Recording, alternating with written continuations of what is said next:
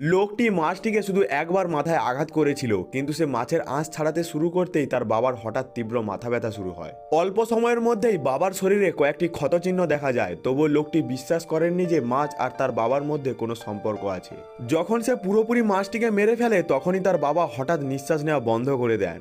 লোকটি দৌড়ে গিয়ে বাবাকে দেখতে থাকে। বড় ভাই ও মা এই দৃশ্য দেখে তাকে বাবাকে আঘাত করার জন্য দোষারোপ করে। সে অনেক বোঝানোর চেষ্টা করে, কিন্তু সিসিটিভি ক্যামেরার ফুটেজ দেখে সে বুঝতে পারে সত্যিই যেন তার কারণেই বাবার এই অবস্থা হয়েছে। শেষ পর্যন্ত তাকে একটি সংশোধনাগারে পাঠানো হয় এবং সেখানে সে অজ্ঞান হয়ে পড়ে। চোখ খুলে সে দেখে সে যেন আবার সেই দিনে ফিরে এসেছে যেদিন তার বাবা আহত হয়েছিলেন। আগের জীবনের সেই মর্মান্তিক ঘটনা ঠেকাতেই সে যেন নতুন সুযোগ পেয়েছে। এবার যখন ভাবি তাকে মাছ মারতে বললেন, সে সরাসরি অস্বীকার করে।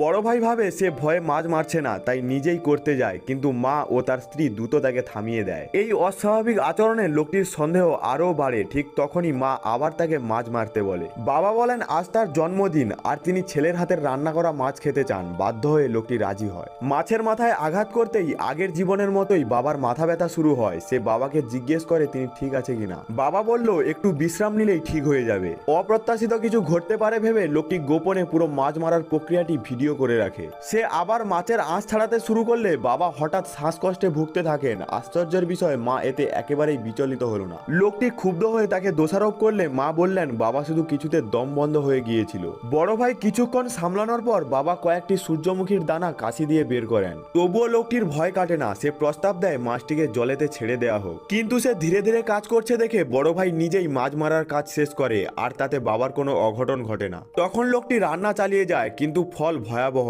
বাবা মাছ খাওয়ার পর হঠাৎ অজ্ঞান হয়ে পড়েন। তদন্ত করে পুলিশ কর্মকর্তা জানান খাবারে বিষ মেশানো হয়েছিল। সবাই মনে করে লোকটি এটি করেছে। নিজেকে নির্দোষ প্রমাণ করতে সে তাড়াতাড়ি ফোন বের করে ভিডিও দেখাতে চায়, কিন্তু ভিডিওতে আবারও দেখা যায় যে তিনিই খাবারে বিষ মিশিয়েছেন। লোকটি বুঝতে পারে তার ফোনের পাসওয়ার্ড শুধু একজনই জানে। সে কর্মকর্তাকে জানায় যাকে সে সন্দেহ করছে সে হলো তার মা।